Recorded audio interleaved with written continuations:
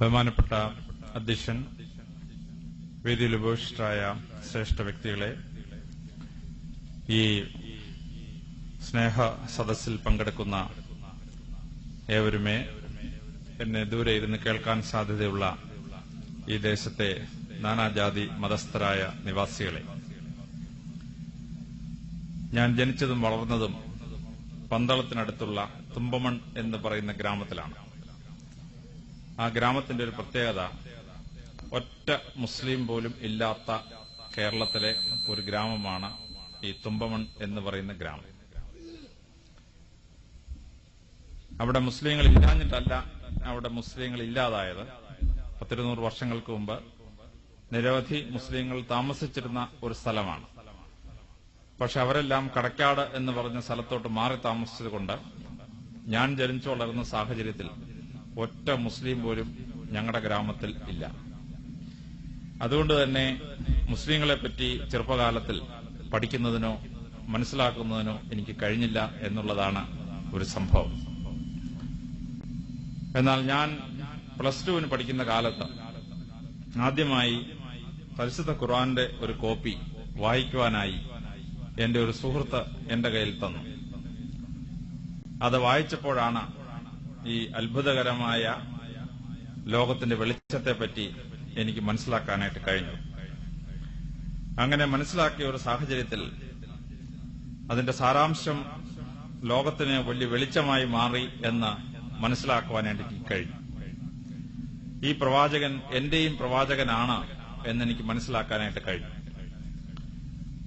പരിശുദ്ധ പ്രവാചകനെ പറ്റി വായിക്കുമ്പോൾ ഏറ്റവും ആദ്യമായി എന്റെ മനസ്സിൽ വരുന്നത് അർണോൾഡ് ജെ ടോയിൻബി എന്ന് പറയുന്ന വിശ്വപ്രസിദ്ധനായ ചരിത്രകാരൻ, അദ്ദേഹത്തിന്റെ അനാലിസിസ് ഓഫ് വേൾഡ് ഹിസ്റ്ററിയിൽ പറയുന്ന ഒരു വാചകമാണ്.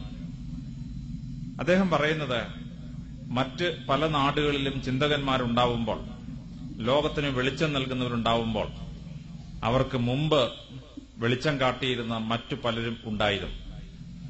ഇന്ത്യ മഹാരാജ്യത്തിൽ 16,000 വർഷമായി നിരവധി പുണ്യപുരുഷന്മാർ ജനിച്ച്, സന്യാസിവര്യന്മാർ ജനിച്ച് ലോകത്തിന് വെളിച്ചം നൽകിയവരായി ജീവിച്ചു. ആ വലിയ പരമ്പരയുടെ ഭാഗമായി മറ്റു ചിലരുണ്ടാവുന്നു. പാശ്ചാത്യ ദേശത്ത് 13,000 വർഷമായി നിരവധി പുണ്യപുരുഷന്മാർ ജീവിക്കുകയും അവരിൽ നിന്ന് ആ നാടിൽ ഒരു സാംസ്കാരിക ഔന്നത്യമുണ്ടാവുകയും ചെയ്ത ശേഷം പിന്നീടാണ് വലിയ വെളിച്ചങ്ങൾ എന്ന് നമ്മൾ കരുതുന്ന പലരും ഉണ്ടായത്. എന്നാൽ അർണോൾഡ് ജെ ടോയിൻബി പറയുന്നു, പരിശുദ്ധ പ്രവാചകനായ മുഹമ്മദ് നബി അറബി നാട്ടിൽ ജനിക്കുന്നതിന് മുമ്പ് ആ ദേശത്ത് നിന്ന് ഒരു മഹാനായ ഒരു വ്യക്തിയുടെ പേരോ ഒരു സംസ്കാര സമ്പന്നമായ ജനതയുടെ ചരിത്രമോ ലോകം കേട്ടിട്ടില്ല. മരുഭൂമിയിൽ ജീവിച്ചിരുന്ന കുറച്ച് ആൾക്കാർ എന്ന് മാത്രമേ ലോകത്തിന് അറിയാമായിരുന്നുള്ളൂ. അങ്ങനെ ഒരു ജനവിഭാഗത്തിൽ നിന്ന് ഒരു സംസ്കാരം ഉയർന്നു വരാൻ സാധ്യതയുള്ള സസ്യലതാദികൾ ഇടതൂർന്നു പറഞ്ഞ നദീതടങ്ങളില്ലാത്ത ഒരു സ്ഥലത്ത് നിന്ന് ഇത്ര വലിയൊരു വെളിച്ചം ലോകത്തിന് എങ്ങനെ ഉണ്ടായി എന്ന് അർണോൾഡ് ജെ ടോയിൻബി അത്ഭുതം കൂറുകയാണ്. ഈ വെളിച്ചം അന്ന് ഉണ്ടായില്ലായിരുന്നുവെങ്കിൽ പിന്നീടുള്ള ലോക ചരിത്രം വളരെ അന്ധകാരമയമാകുമായിരുന്നു എന്ന് അർണോൾഡ് ജെ ടോയിൻബി കൺക്ലൂഡ് ചെയ്യുമ്പോഴാണ് പരിശുദ്ധ പ്രവാചകന്റെ മഹത്വം വളരെ കൃത്യമായി നമുക്ക് മനസ്സിലാക്കാനായിട്ട് കഴിയുക. മഗ്രോ-ഹിൽ കമ്പനി അതിന്റെ പ്രസിദ്ധമായ ഒരു പുസ്തകം പബ്ലിഷ് ചെയ്തു. The 100 great men of the world എന്നാണ് ആ പുസ്തകം. ലോകത്തിലെ ഏറ്റവും മഹാന്മാരായ 100 വ്യക്തികൾ. ആ പുസ്തകം എടുത്ത് വായിക്കുമ്പോൾ number 1 prophet Muhammad, number 3 is Jesus Christ. അമേരിക്കയിലാണ് ഈ പുസ്തകം പബ്ലിഷ് ചെയ്തത്. അമേരിക്കൻ ഭൂഖണ്ഡം മുഴുവൻ ഇളകി മറിഞ്ഞു. ആയിരക്കണക്കിന് ലെറ്റേഴ്സ് മഗ്രോ-ഹിൽ കമ്പനി കിട്ടി. മഗ്രോ-ഹിൽ കമ്പനി ഇന്റർനെറ്റിൽ 1 മില്യൺ ഹിറ്റ്സ് അടിച്ചു. നിങ്ങൾ എന്തുകൊണ്ടാണ് why you place Prophet Muhammad above Jesus Christ? This was a question. Internet മുഴുവൻ അടിച്ച് 1 മില്യൺ ഹിറ്റ്സ് കെയും. മഗ്രോ-ഹിൽ കമ്പനി പെട്ടെന്ന് അമ്പരന്ന് പോയി. അവര് ഉത്തരം കണ്ടുപിടിച്ചിട്ടല്ല ഈ അനാലിസിസ് അവതരിപ്പിച്ചിരുന്നത്. അതുകൊണ്ട് തന്നെ അവർ number 1 prophet Muhammad, number 2 lord Buddha and number 3 Jesus Christ എന്നുള്ള അനാലിസിസിൽ പെട്ടെന്ന് ഉത്തരം കണ്ടെത്താൻ ബുദ്ധിമുട്ടി. പക്ഷേ 72 മണിക്കൂറുകൾക്ക് ശേഷം through the internet McGraw Hill company gave an analysis. എന്തുകൊണ്ടാണ് പ്രോഫറ്റ് മുഹമ്മദിനെ നമ്പർ 1 ആയി കരുതുന്നത്? ആ അനാലിസിസിന് 9 ഭാഗങ്ങളുണ്ടായിരുന്നു. That why was answered with 9 answers. പ്രവാചകനെ പറ്റി മനസ്സിലാക്കുമ്പോൾ ആ 9 ഉത്തരങ്ങൾ നമ്മൾ ശ്രദ്ധാപൂർവ്വം മനസ്സിലാക്കേണ്ട ഉത്തരങ്ങളാണ്. അർണോൾഡ് ടോയിൻബി പറയുന്നത് പോലെ അതിനു മുമ്പ് ഒരു സാംസ്കാരിക ഔന്നത്യം കാണിക്കാതെ, ചിന്തകന്മാരുടെ നിരയെ അവതരിപ്പിക്കാതെ പെട്ടെന്നൊരു പ്രകാശം ഉദിച്ചുയരുകയും ആ പ്രകാശം ലോകത്തെ മുഴുവൻ വെളിച്ചമായി തീരുകയും ചെയ്യുന്നു എന്ന് മനസ്സിലാക്കുമ്പോൾ ആ ഗ്രേറ്റ്നസ് മനസ്സിലാക്കാൻ പറ്റുകയാണ്. മഗ്രോ-ഹിൽ കമ്പനിയുടെ അനാലിസിസ് തുടങ്ങുന്നത് തന്നെ വളരെ ചിന്തിപ്പിക്കുന്ന ഒരു അനാലിസിസ് ആണ്. അവർ പറയുന്നു AD 570 പരിശുദ്ധ പ്രവാചകൻ ജനിക്കുന്നു. 610 അദ്ദേഹത്തിന് 40 വയസ്സാകുന്നത് വരെ ഹിറാ ഗുഹയിൽ വെച്ച് മലാഖയാൽ സത്യം വെളിവാക്കപ്പെടുന്നത് വരെ there was nothing unusual in that person. അറബി നാട്ടിൽ ജനിച്ച മറ്റുള്ളവരെ പോലെ പ്രവാചക ദൌത്യം 40 വയസ്സിൽ മലാഖയാൽ അദ്ദേഹത്തിന് നൽകപ്പെടുന്നത് വരെ he was just like any other ordinary മാൻ. അദ്ദേഹത്തെ പറ്റി ആകെ ഔന്നത്യം മനസ്സിലാക്കിയ ഒരൊറ്റ വ്യക്തി ഉണ്ടായിരുന്നുള്ളൂ.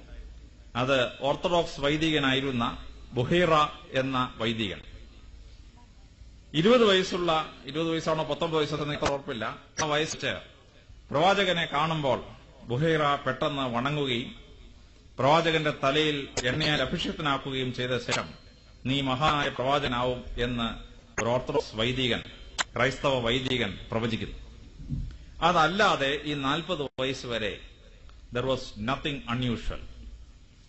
40 വയസ്സിൽ ഈ പ്രവാചക ദൌത്യം ഏറ്റെടുക്കപ്പെട്ട ശേഷം അദ്ദേഹം ഈ ഭൂമിയിൽ ജീവിച്ചിരുന്നത് 22 വർഷങ്ങൾ മാത്രമേ ഉള്ളൂ. ആ 22 വർഷങ്ങളിൽ ലോക ചരിത്രം മാറ്റിയെഴുതപ്പെട്ടു എന്നുള്ളതാണ് മഗ്രോ-ഹിൽ കമ്പനി പറയുന്ന അനാലിസിസിൽ ഏറ്റവും പ്രധാനം. 610 അദ്ദേഹം പ്രവാചക ദൌത്യം ഏറ്റെടുത്ത ശേഷം the first 12 years was the years of revolt. 622 ആയപ്പോഴേക്കും അദ്ദേഹം മെക്കയിൽ നിന്ന് മദീനയിലേക്ക് ഓടിപ്പോകേണ്ട സാഹചര്യം ഉണ്ടായി. 1-2 കിലോമീറ്റർ അല്ല, 410 കിലോമീറ്റേഴ്സ്. തിരുവനന്തപുരത്ത് നിന്ന് കോഴിക്കോട് പോകുന്ന അത്രയും ദൂരമാണ് ഈ മക്കയിൽ നിന്ന് മദീനയ്ക്കുള്ള ദൂരം. ആ 410 കിലോമീറ്റർ അദ്ദേഹം ഓടിയപ്പോൾ the long march, the Yenan days എന്നൊക്കെ പറഞ്ഞ് കമ്മ്യൂണിസ്റ്റ് ചൈനയുടെ ചരിത്രത്തിൽ പറയുന്നത് പോലെ ഒരു ലോങ് മാർച്ച്. കാരണം ഡെസർട്ടിൽ 410 കിലോമീറ്റർ യാത്ര ചെയ്യുന്നത് സമതലത്തിൽ 410 കിലോമീറ്റർ യാത്ര ചെയ്യുന്നതല്ല. Travelling in the desert for 410 kilometres is something like a long march. അദ്ദേഹം ആ മാർച്ച് കഴിഞ്ഞ് for 7 years he was in exile. 7 വർഷം അദ്ദേഹം ഒരു എക്സൈലായിട്ട് ജീവിച്ചു. In 629 he returns. 629 അദ്ദേഹം തിരിച്ചു മെക്കയിലെത്തുന്നു. പിന്നെ 3 years is he successful life. At the age of 62 he dies. 632 AD അദ്ദേഹം മരിക്കുകയാണ്. But how come a man who was under revolt for 10 years, under flight for 7 years and had successful life only for 3 years could change the world? അവിടെയാണ് മഗ്രോ-ഹിൽ company പറയുന്നത് ആ ലോകത്തെ മാറ്റിമറിച്ച് 22 വർഷങ്ങൾ unbelievable എന്നാണ് മഗ്രോ-ഹിൽ കമ്പനിയുടെ comment. അവിശ്വസനീയം എന്നാണ്. വിശ്വസിക്കാനാവാത്ത 22 വർഷങ്ങളാണ് ലോക ചരിത്രത്തെ മാറ്റിമറിച്ച ആ വർഷങ്ങൾ. അങ്ങനെ ആ ലോക ചരിത്രത്തെ ആ 22 വർഷങ്ങൾ മാറ്റിമറിച്ചിട്ടില്ലായിരുന്നുവെങ്കിൽ the modern civilization, the western civilization would have been impossible. അവിടെയാണ് പ്രോഫറ്റിന്റെ മഹത്വം ആദ്യമായി മഗ്രോ-ഹിൽ കമ്പനി എക്സ്പ്ലെയിൻ ചെയ്തത്. കാരണം 5-ാം നൂറ്റാണ്ട് മുതൽ 15-ാം നൂറ്റാണ്ട് വരെ യൂറോപ്പ് അന്ധകാര യുഗത്തിലായിരുന്നു.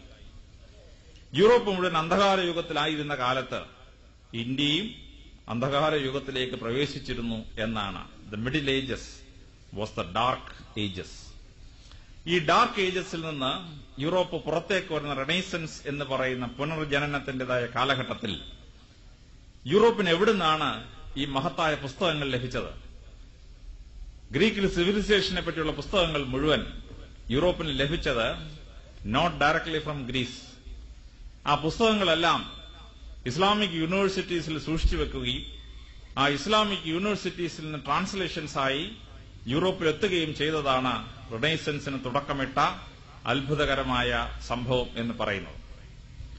ഇന്ത്യയുടെ മഹത്തായ ശാസ്ത്രങ്ങളൊക്കെ ലോകത്തിന് കിട്ടിയത് ഇസ്ലാമിക് ലിറ്ററേച്ചറിലൂടെയാണ്. ഉദാഹരണത്തിന് ഇന്ത്യ കണ്ടുപിടിച്ചതാണ് 1, 2, 3 എണ്ണാനുള്ള അക്കങ്ങൾ. പക്ഷെ ആ അക്കങ്ങൾ ഇന്ന് പാശ്ചാത്യ ലോകം വിളിക്കുന്നത് അറബിക് ന്യൂമറൽസ് എന്നാണ്. ഈ അറബിക് ന്യൂമറൽസ് എന്ന് വിളിക്കുന്ന ആ ഫിഗേഴ്സ് ഇന്ത്യയിൽ കണ്ടെത്തിയ അക്കങ്ങളാണ്. ആ അക്കങ്ങൾ യൂറോപ്പിന് ലഭിക്കാൻ കാരണം അറബി ദേശത്ത് അത് സൂക്ഷിച്ചു വെക്കുകയും അറേബ്യൻ യൂണിവേഴ്സിറ്റീസിൽ നിന്ന് അത് യൂറോപ്പിന് കണ്ടുകിട്ടുകയും ചെയ്തതുകൊണ്ടാണ്.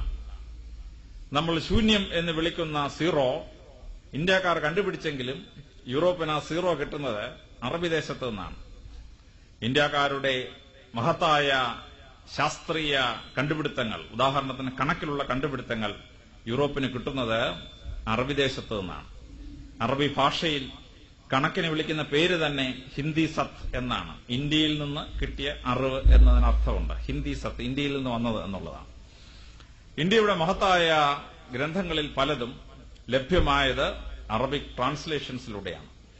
അപ്പോൾ പാശ്ചാത്യ ലോകത്തിന്റെ റിനൈസൻസിന് ബീജാപാപം ചെയ്തത് ഈ അറേബ്യൻ യൂണിവേഴ്സിറ്റീസ് ആണ് എന്നുള്ളത് ഈ മോഡേൺ വേൾഡിന്റെ അല്ലെങ്കിൽ മോഡേൺ സിവിലൈസേഷന്റെ ബേസിസായി ഭവിച്ചത് ഇറ്റ് ഈസ് ഇസ്ലാമിക് സിവിലൈസേഷൻ എന്ന് പറയുന്ന മഹത്തായ ഒരു ഫൈൻഡിംഗ് ആണ്. അപ്പോൾ പ്രവാചകന്റെ ആകുന്ന മഹത്തായ പ്രകാശം അറബി ദേശത്ത് ആ കാലഘട്ടത്തിൽ ഉണ്ടായില്ലായിരുന്നുവെങ്കിൽ the modern civilization itself would have been impossible എന്നാണ്.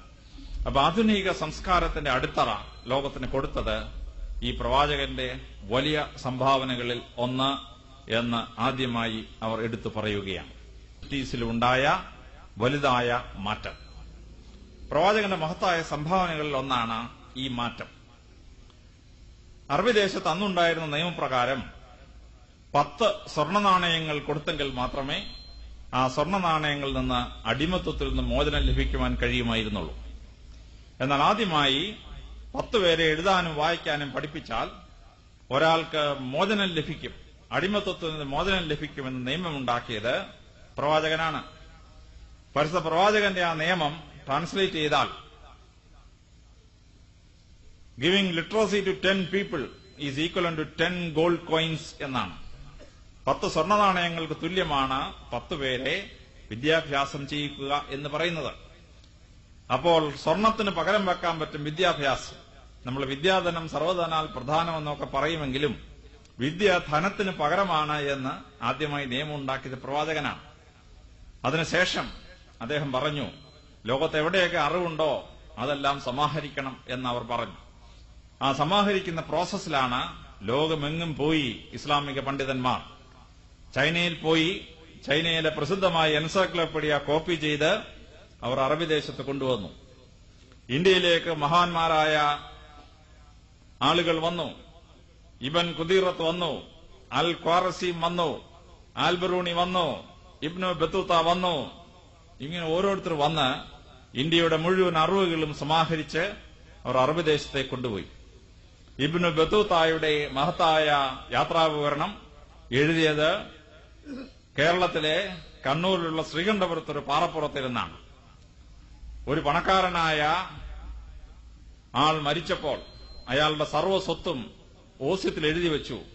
ഇബ്നു ബത്തൂത്തായുടെ യാത്രാവിവരണങ്ങളെപ്പറ്റി റിസർച്ച് ചെയ്ത ഗ്രന്ഥം പബ്ലിഷ് ചെയ്യുന്നതിന് വേണ്ടി എന്റെ സർവ്വ സ്വത്തും മാറ്റിവെക്കുന്നു. So many millions of rupees. ആ പൈസയുമായി ഒരാൾ കണ്ണൂരിലെത്തി. ഞാനന്ന് കണ്ണൂർ SP ആണ്. അപ്പോൾ ഈ സംഗതികളൊക്കെ രേഖപ്പെടുത്തി വെക്കുന്നതിന് വേണ്ടി ഫോറിൻ രജിസ്ട്രേഷൻ ഓഫീസർ ഞാനായതുകൊണ്ടാണ് ഈ മനുഷ്യന്റെ അടുത്ത് എത്തുന്നത്. പക്ഷെ അയാളുടെ കൂടെ ഞാനും യാത്ര ചെയ്തു. അങ്ങനെ കണ്ണൂരിൽ ഓരോ സ്ഥലത്ത് പോയതും ഇബ്നു ബത്തൂത്ത ഓരോ സ്ഥലത്തിന് പേരിട്ടതും, ഉദാഹരണത്തിന് കണ്ണൂരിലുള്ള മാട്ടൂൽ എന്ന് പറയുന്ന ഉപദ്വീപിന് പേരിട്ടത് ഇബ്നു ബത്തൂത്തയാണ്. മാട്ടൂൽ എന്തൊരു നീളം എന്നാണ് അതിന്റെ അർത്ഥം. അങ്ങനെ ശ്രീകണ്ഠപുരത്തുള്ള പാറപ്പുറത്തിരുന്ന് പുസ്തകം എഴുതിയതും അത് മുഴുവൻ രേഖപ്പെടുത്തി ആ പുസ്തകം അവസാനം പബ്ലിഷ് ചെയ്തു. അപ്പൊ ഇങ്ങനെ ലോകം മുഴുവൻ യാത്രക്കാർ പോയി അത് വിവരം ശേഖരിച്ചു കൊണ്ടുവന്ന് ലോകത്തുള്ള സിവിലൈസേഷന്റെ മുഴുവൻ കണ്ടന്റ് കൊണ്ടുവന്ന് അറേബ്യൻ യൂണിവേഴ്സിറ്റീസിൽ സൂക്ഷിക്കുകയും ആ യൂണിവേഴ്സിറ്റി എന്ന വിദ്യാഭ്യാസ സമ്പ്രദായം ലോകത്തിന് ലഭിക്കുകയും ചെയ്തു. ഇന്ത്യയിലെ നളന്ദ യൂണിവേഴ്സിറ്റിയും തക്ഷശില യൂണിവേഴ്സിറ്റിയും ഉദന്തപുരി യൂണിവേഴ്സിറ്റിയും ഒക്കെ കോപ്പി ചെയ്ത് അറബികൾ വലിയ യൂണിവേഴ്സിറ്റീസ് ഉണ്ടാക്കി. അങ്ങനെ ഏറ്റവും മഹത്തായ ഒരു യൂണിവേഴ്സിറ്റി ആയിരുന്നു ബാഗ്ദാദ് എന്ന് പറയുന്ന യൂണിവേഴ്സിറ്റി. ആ ബാഗ്ദാദിലെ യൂണിവേഴ്സിറ്റി ലൈബ്രറിയിൽ 5 ലക്ഷം പുസ്തകങ്ങൾ ഉണ്ടായിരുന്നു എന്നാണ് രേഖപ്പെടുത്തിയിട്ടുള്ളത്. ഈജിപ്തിലെ ഏറ്റവും വലിയ പട്ടണം മെംഫിസ് ആയിരുന്നു. പക്ഷേ ഈജിപ്തിൽ വലിയൊരു യൂണിവേഴ്സിറ്റി ഉണ്ടാക്കി, അതാണ് കെയ്റോ യൂണിവേഴ്സിറ്റി. അവസാനം മെംഫിസ് തലസ്ഥാന പട്ടണമായിരുന്നുവെങ്കിലും ഈജിപ്തിന് തലസ്ഥാനമായി മാറി ഈ വിദ്യാഭ്യാസ പട്ടണമായ കെയ്റോ. സ്പെയിനിലും പോർച്ചുഗലിലും അദ്ദേഹം ഉണ്ടാക്കി മഹത്തായ കൊർഡോബ യൂണിവേഴ്സിറ്റി. ആ കൊർഡോബ യൂണിവേഴ്സിറ്റിയിൽ നിന്നാണ് ഫ്രഞ്ചിലേക്കും ജർമ്മൻ ഭാഷയിലേക്കും മഹത്തായ ഗ്രന്ഥങ്ങൾ പിന്നീട് തർജ്ജിമ ചെയ്യപ്പെട്ടത്. അപ്പം വെസ്റ്റേൺ വേൾഡിന് യൂണിവേഴ്സിറ്റി എന്നൊരു കൺസെപ്റ്റ് കിട്ടിയത് ഒറിജിൻ ഇന്ത്യയിലാണെങ്കിലും അറബികളിൽ നിന്നാണ് ഈ കൺസെപ്റ്റ് യൂറോപ്പിന് കിട്ടുന്നത്. ഇന്ന് ഓക്സ്ഫോർഡും കേംബ്രിഡ്ജും സോർബോണും ഒക്കെ യൂണിവേഴ്സിറ്റീസ് ആവാനുള്ള കാരണം മുസ്ലിങ്ങളുടെ യൂണിവേഴ്സിറ്റീസിനെ യൂറോപ്പ് കോപ്പി അടിച്ചതുകൊണ്ടാണ്. അപ്പൊ ഈ വിദ്യാഭ്യാസത്തെ സർവ്വധനമാക്കി മാറ്റുകയും യൂണിവേഴ്സിറ്റി സ്ട്രക്ചർ കൊണ്ടുവരികയും അങ്ങനെ മോഡേൺ വിദ്യാഭ്യാസ സമ്പ്രദായത്തിന് യൂണിവേഴ്സിറ്റി സ്ട്രക്ചർ ഇസ്ലാമിൽ നിന്ന് ലഭിക്കുകയും ചെയ്തത് പ്രവാചകൻ തുടങ്ങിവെച്ച വിദ്യാഭ്യാസ പ്രക്രിയയുടെ മഹത്തായ ഒരു ഭാഗമാണ്. അപ്പോൾ ഈ വിദ്യാഭ്യാസത്തിന്റെ ഉന്നതിയിലൂടെ ഒരു ജനതയ്ക്ക് മാത്രമല്ല ഒരു വലിയ സിവിലൈസേഷന് മാറ്റമുണ്ടായി.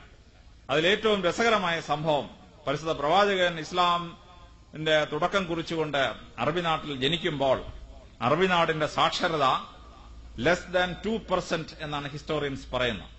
മരുഭൂമിയിൽ വിദ്യാഭ്യാസ സ്ഥാപനങ്ങൾ ഉണ്ടായിരുന്നില്ല. മനുഷ്യർക്ക് എഴുതാനും വായിക്കാനും അറിയുമായിരുന്നില്ല. 2% സാക്ഷരത.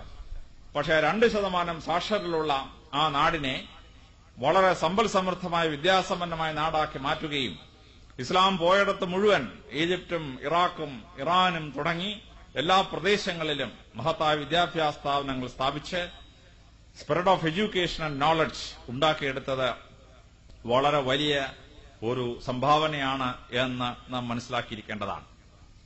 പ്രവാചകന്റെ ഈ വിദ്യാഭ്യാസ രംഗത്തിലുള്ള വലിയ സംഭാവന വളരെ ശ്രദ്ധേയമായി മാറിയ രണ്ടാമത്തെ ഫീൽഡ് എന്ന് പറയുന്നത് പൊളിറ്റിക്കൽ ഫീൽഡാണ്. രാഷ്ട്രമീമാംസയിലെ സംഘടനാ പാടവത്തിൽ അസൂയാവഹമായ ഒരു നേട്ടം ഇസ്ലാം കൈവരിക്കുവാനിടയായി. പരിശുദ്ധ ഖുർആൻ വായിക്കുമ്പോഴും പ്രവാചകന്റെ കൽപ്പനകൾ വായിക്കുമ്പോഴും അതിന് 2 പ്രത്യേക ഭാഗങ്ങളുണ്ട് എന്ന് പറയുന്നു. ഒന്ന് മക്കി, അദ്ദേഹം മക്കയിൽ വെച്ച് എഴുതിയതും, 2 മദനി എന്ന് പറയുന്ന മദീനയിൽ വെച്ച് എഴുതിയതുമായ ഭാഗങ്ങളാണ്. ഇതിലെ മക്ക ഭാഗങ്ങൾ religious and theological principle great ആണെങ്കിൽ ദ മദനി is considered to be very great in administrative field. ആ പൊളിറ്റിക്കൽ അഡ്മിനിസ്ട്രേഷനിൽ വളരെ ശ്രദ്ധാർഹമായ മാറ്റങ്ങൾ അദ്ദേഹം ഉണ്ടാക്കി. ആ ശ്രദ്ധാർഹമായ മാറ്റങ്ങൾ ഉണ്ടാക്കിയത് ലോകമെങ്ങും സ്വാധീനിക്കപ്പെട്ടു. ഉദാഹരണത്തിന് ഇന്ത്യയിലോ കേരളത്തിലോ നമ്മൾ എടുത്താൽ നമ്മൾക്ക് ഭരണത്തിൽ രാഷ്ട്ര പിതാവിനെ കൺട്രോൾ ചെയ്യാൻ വേണ്ടിയുള്ള, സഹായിക്കാൻ വേണ്ടിയുള്ള ഭരണ തലങ്ങൾ ഉണ്ടാക്കി. പാദുഷാ or the emperor, ultimate ruler of a country. പക്ഷെ അതിന് തൊട്ടു താഴെ ദിവാൻ എന്നൊരു ആളുണ്ടാക്കി. പ്രൈം മിനിസ്റ്റർ എന്ന് നമ്മൾ ഇന്ന് വിളിക്കുന്ന പോസ്റ്റിലേക്ക് വരുന്ന ആ ദിവാൻ എന്ന് പറയുന്ന structure, second in command, not a military leader but a political leader coming a second in command to the ruler.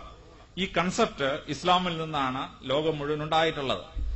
ഈ ദിവാന്റെ സ്ട്രക്ചറുടെ താഴെ നിരവധി സ്ട്രക്ചറുകൾ ഉണ്ടായി. അതിലേറ്റവും പ്രധാനപ്പെട്ടതാണ് ഈ ജില്ല എന്ന് പറയുന്ന സാധനം, സില്ല എന്ന് പറയുന്ന സാധനം. It is not western, it is not from English, it is from ഇസ്ലാം.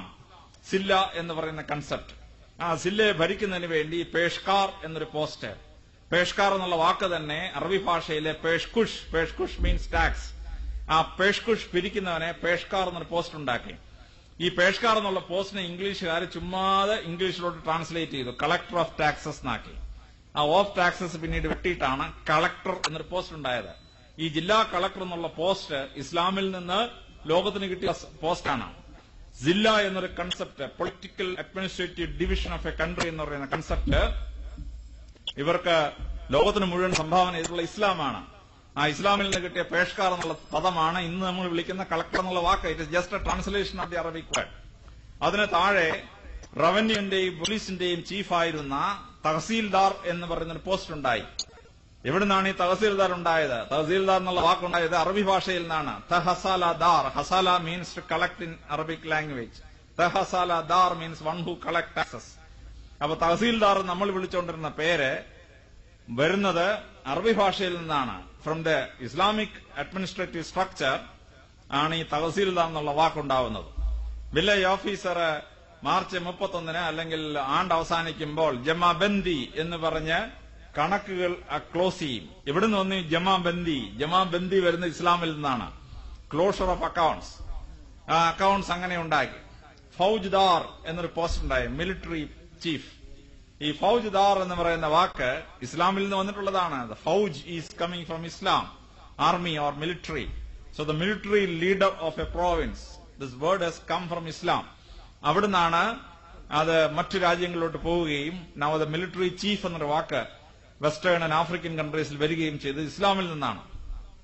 ഞാൻ ചില ഉദാഹരണങ്ങൾ പറയുന്നുള്ളതേ ഉള്ളൂ. If a word like bazaar is in our language, it has come from Islam. അങ്ങനെ പൊളിറ്റിക്കൽ സ്ട്രക്ചറിന്, അഡ്മിനിസ്ട്രേറ്റീവ് സ്ട്രക്ചറിന് ഒരു ഷേപ്പ് കൊടുത്തത് ഇസ്ലാമാണ്. പ്രോഫറ്റിന്റെ മദനി എന്ന് പറയുന്ന ഭാഗത്ത് ഈ അഡ്മിനിസ്ട്രേറ്റീവ് ഡിവിഷൻസിനെ കൺട്രോൾ ചെയ്ത് വരുന്നതിൽ നിന്നാണ് political reorganisation of an administration develop ചെയ്യുന്നത്. അന്ധകാരയുഗ കാലത്ത് it was only feudal knights in the west. ആ ഫ്യൂഡൽ നൈറ്റ്സ് കയ്യൂക്കുള്ളവൻ കാര്യക്കാരൻ പറഞ്ഞ പോലെ ഭരണം നടത്തിയിരുന്നു.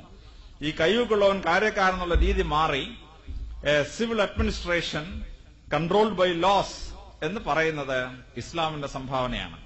അവിടുന്ന് അത് ഇന്ത്യയിലും മറ്റു രാഷ്ട്രങ്ങളിൽ എത്തിച്ചേരുകയും അത് അസാധാരണമായ ഒരു ഭരണ സംവിധാനമായി മാറുകയും ചെയ്തു.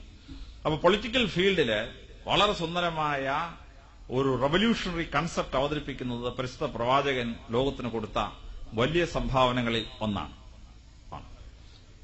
1948 മനുഷ്യാവകാശങ്ങൾ എന്ന് പറയുന്ന ആകാശം അങ്ങോട്ട് പൊട്ടി വീണതാണെന്ന് പറഞ്ഞിട്ടാണ് പലരും പ്രസംഗിക്കുന്നത് കേൾക്കുമ്പോൾ ചിരി വരും. വാസ്തവത്തിൽ ഈ മാനവികത, വിശ്വമാനവികത എന്ന് പറയുന്ന A universal concept of brotherhood or A universal concept of oneness, ഇത് ഇസ്ലാം ലോകത്തിന് കൊടുത്ത വലിയ സംഭാവനകളിൽ ഒന്നാണ്.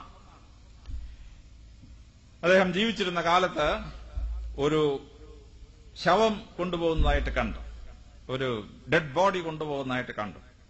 പ്രവാചകൻ എഴുന്നേറ്റ് ആ ഡെഡ് ബോഡിയെ വിഷ് ചെയ്തു, വണങ്ങി അതിനെ വിഷ് ചെയ്തു. അപ്പൊ അദ്ദേഹത്തിന്റെ കൂടുള്ള ആളുകൾക്ക് മനസ്സിലായില്ല. അവർ അദ്ദേഹത്തോട് ചോദിച്ചു, അങ്ങ് എന്തിനാണ് ഈ യഹൂദന്റെ ശരീരം പോയപ്പോൾ വിഷ് ചെയ്ത്? അയാളൊരു യഹൂദനല്ലേ, അയാൾ മുസ്ലിം അല്ലല്ലോ. പ്രവാചകൻ അവരോട് പറഞ്ഞു, അതൊരു യഹൂദന്റെ ശവശരീരമല്ല, അതൊരു മനുഷ്യന്റെ ശവശരീരമാണ്. അതിന് ബഹുമാനം കൊടുക്കേണ്ടത് നമ്മുടെ കടമയാണ്. ഇപ്പോൾ ഒരു ഡെഡ് ബോഡി പോകുന്ന ഒരു സ്ഥലത്തോടെ ഒരു പോലീസ് ഉദ്യോഗസ്ഥൻ ജീപ്പിൽ വന്നാൽ ഉടനെ ജീപ്പ് നിർത്തി ഇറങ്ങും. ഡെഡ് ബോഡി അടുത്ത് എന്നാൽ പോലീസ് ഉദ്യോഗസ്ഥൻ തൊപ്പി ഊരി സല്യൂട്ട് ചെയ്യും. എവിടുന്ന് കിട്ടി ഡെഡ് ബോഡി സല്യൂട്ട് ചെയ്യണമെന്നുള്ള കൺസെപ്റ്റ്? ഡെഡ് ബോഡി സല്യൂട്ട് ചെയ്യണമെന്നുള്ള കൺസെപ്റ്റ് കിട്ടിയത് ഇസ്ലാമിൽ നിന്നാണ്. പ്രോഫറ്റ് മുഹമ്മദ് ആദ്യമായി യഹൂദന്റെ ഡെഡ് ബോഡിയെ സല്യൂട്ട് ചെയ്തപ്പോഴാണ് a dead body requires respect, അത് ബഹുമാനിക്കപ്പെടേണ്ട ഒന്നാണെന്ന് ലോകത്തിന് മനസ്സിലായി. മറ്റുള്ള ആളുകളുടെ അവകാശങ്ങൾ സംരക്ഷിക്കപ്പെടണം എന്ന് നിരവധി തവണ അദ്ദേഹം ലോകത്തെ പഠിപ്പിക്കുകയാണ്. മറ്റൊരാളുടെ ദുഃഖം വീണ സ്ഥലത്ത്, മറ്റൊരാളുടെ സങ്കടം വീണ സ്ഥലത്ത് മുസ്ലിം പള്ളി പണിയാൻ പാടില്ല. അദ്ദേഹം ലോകത്തിന് പഠിപ്പിച്ചു തരുന്നതാണ്. വളരെ പ്രസിദ്ധമായ ഒരു സംഭവമാണ്. ബാഗ്ദാദ് പട്ടണത്തിന്റെ നടുക്ക് ഒരു ക്രിസ്ത്യൻ സ്ത്രീക്ക് ഒരു വീടുണ്ടായിരുന്നു. ആ വീട് വിലയ്ക്ക് കൊടുക്കാനായി അവിടുത്തെ പ്രൊവിൻഷ്യൽ ഗവർണർ ആവശ്യപ്പെട്ടു. ആ സ്ത്രീ പറഞ്ഞു, പറ്റിയല്ല, 500 കൊല്ലമായി എന്റെ പൂർവികർ താമസിക്കുന്ന സ്ഥലമാണ്, ഞാൻ തരാൻ പറ്റിയില്ല. ആ പ്രൊവിൻഷ്യൽ ഗവർണർ നാട്ടിലുള്ള വിലയുടെ 3 ഇരട്ടി ആ സ്ത്രീയുടെ പേരിൽ കൊടുത്ത ശേഷം ആ പേര പൊളിച്ചു. ആ സ്ത്രീ പോയി കംപ്ലൈന്റ് ചെയ്തപ്പോൾ ഹറൂൺ അൽ റഷീദ് എന്ന് പറയുന്ന പ്രഗത്ഭനായ ഭരണാധികാരി ആ പ്രൊവിൻഷ്യൽ ഗവർണറെ വിളിച്ചു. നീ ഇങ്ങനെ ഒരു ക്രിസ്ത്യൻ സ്ത്രീയുടെ പേര പൊളിച്ചോന്ന് ചോദിച്ചു. അദ്ദേഹം പൊളിച്ചു സാർ, പക്ഷെ നാട്ടിലുള്ള വിലയുടെ 3 ഇരട്ടി കൊടുത്തിട്ടാണ് ഞാൻ പൊളിച്ചിരിക്കുന്നത്. അതേ പരിസ്ഥിതി ഹാദിത്ത് എടുത്തുകൊണ്ട് വരാൻ പറഞ്ഞു. ആ ഹാദിസിൽ നിന്ന് പരിശുദ്ധ പ്രവാചകന്റെ ഒരു വാചകം ധരിച്ചുകൊണ്ട് അദ്ദേഹം ഈ ഹറൂൺ അൽ റഷീദ് പ്രൊവിൻഷ്യൽ ഗവർണറോട് പറഞ്ഞു കൊടുക്കുകയാണ്, സ്ത്രീയുടെ കണ്ണുനീർ തീപ്പൊരിയാണ്, അത് വീഴുന്ന സ്ഥലം ദഹിച്ചു പോകും. Tears of woman is sparks of fire, it burns where it falls. Harun al Rashid പറഞ്ഞു, ആ മുസ്ലിം മോസ്ക് പൊളിക്കാൻ പറഞ്ഞു. മുസ്ലിം മോസ്ക് പൊളിച്ചിട്ട് ആ സ്ത്രീക്ക് വീണ്ടും വീട് വെച്ചു കൊടുക്കാൻ പറഞ്ഞു. കാരണം ഒരു സ്ത്രീയുടെ കണ്ണുനീർ വീണ സ്ഥലം ഒരു മുസ്ലിം പള്ളിയായി വിനിയോഗിക്കാൻ കഴിയില്ല.